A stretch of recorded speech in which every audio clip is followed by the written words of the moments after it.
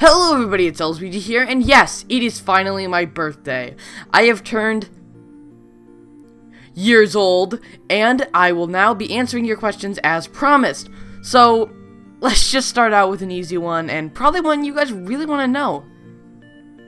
Haha, very funny. And no. Okay, let's get on to the real first question, please. How did you get into Don't Hug Me, I'm Scared? The story of how I got into Don't Hug Me, I'm Scared is very underwhelming. Okay, basically, I watched a Kids React episode of Don't Hug Me, I'm Scared, and by watched, I mean put it on and then put my hand over it because I was, scared. Even though I was scared of it, I did like the songs a lot, so I did end up watching the Kids React version many more times, well, because it was in the corner and not front and center. After a while of doing that, I finally manned up and watched the actual video. Happy birthday! I have an ask. Is it hard doing Roy and Rob's voice? Because sometimes it sounds like you're struggling. Roy's voice? No.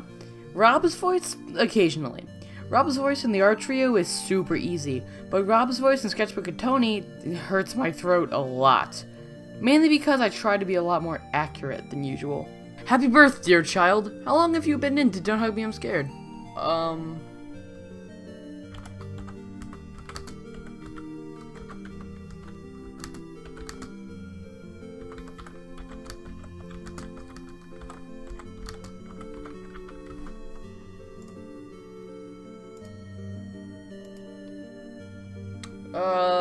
August 11th, 2013.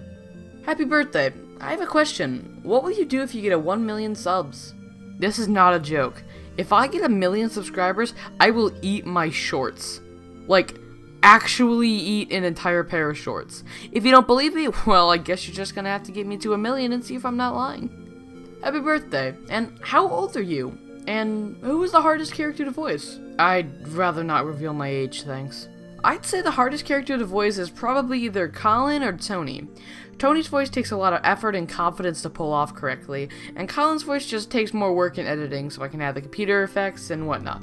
Okay, so my question is, what do you usually do to pass the time, and what's your favorite character in FNAF? A lot of my time is spent playing video games and watching TV, but other than that, I like working on videos and talking to you guys. Now, my favorite FNAF character might be a bit controversial, but I'm a huge fan of Happy Frog and Balloon Boy. The reason these are my favorite characters is because, well, I like to be original. I also like Happy Frog because of how freaking cute she is, and I like Balloon Boy because everyone else hates him. Plus, his design is pretty dope. How did you and the main mod of Ask the Art Trio meet? Well, our first real interaction was me sending her an anonymous ask asking if I could do a dub of the Art Trio. But after that, I attended a bunch of her live streams, and she did some lines for Silhouette. And after that, we just became good buds. Hey, will you do a Bendy comic dub? Now, I'll say this once. I am not a huge fan of Bendy and the Ink Machine. I personally think it's very overrated. But to answer your question, maybe. We'll see if I can find a good Ask blog that I enjoy. What's your favorite thing about doing comic dubs? This might sound cheesy, but one of my favorite things about making these dubs is seeing people's reaction to it in the comments section. Other than that, I really enjoy the editing process. Well, at least most of the time. Sometimes it can be very time-consuming and boring, but most of the time, it's just fun. What other Ask blogs do you want to do? Well, I don't really specifically want to say the next blogs I have planned. I will tell you I have 2 more Don't Hug Me, I'm Scared to Ask blogs planned at the moment, and a plan for a bunch of different comics to test the water for a new series, which, yes, could include Bendy if I feel like it. Why is your persona a moose? Okay, well, I asked my friend to draw me a persona for an animation meme I was making. Don't ask. She asked me what kind of animal I wanted to be, and I panicked and said moose. So, next question. Do you like cartoons? Sure. Do you have a favorite fandom? I'd say Don't Hug Me, I'm Scared, but this game really doesn't have a fandom anymore, so I guess I'll say FNAF. I know a lot of people complain about the Rule 34 and the little kids in the FNAF fandom, but the Rule 34 for FNAF has definitely slowed down since this location. I mean, I don't really go looking for it, but you don't see it as often, when randomly on the internet. And also, think about this. All of the 12-year-olds that were part of the fandom when the games first came out, they're now 16. Get wrecked. Case closed. Next question. What inspired you to do Tumblr blog readings? Okay, this is actually a fun story. It all started when Don't Hug Me, I'm Scared 3 came out, and I was looking everywhere on the internet for animations and fan art of the series. That's when I found a comic dub of Sketchbook and Tony Adventures. It wasn't the best, but it was enjoyable and fun to watch, and you could definitely tell that the person who made it had a lot of fun making it. And a few years later, I decided to make my own comic dub account, and well, here we are. So Elle, are you planning to continue any dubs? Namely Shadow Bonnie and As the Art Trio. Okay, I'm sorry I'm so lazy. Art Trio is the next for you to come out, so don't worry. As for Shadow Bonnie, the reason it was a special video for Halloween is because there's only enough content for one episode. Well, the blog has come back from the dead, thanks to my dub. It's still not enough to make another full episode, but who knows, maybe someday I'll continue it and make a part 2. Bees? Well, it might be bees. And it could be bees. Yes, there's a definite chance that it could be bees. But then again, it might not be bees. Yeah, so we shouldn't rule out the possibility that it's not bees.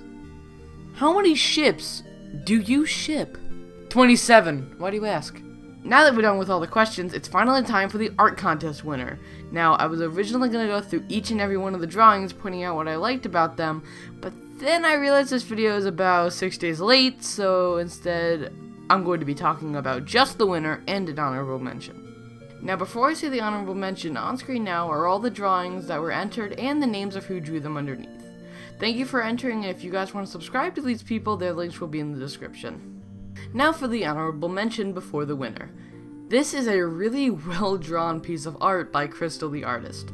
Now, I'll say this right now. I am not an art critic, nor am I an artist, but I can say with full confidence this is really good. I love how fuzzy I look, and I think the wrinkles on the shirt looks really cool. I could go on, but I'd rather not have this video come out any later than it already is. So, once again, thank you for Crystal, and now I'm moving on.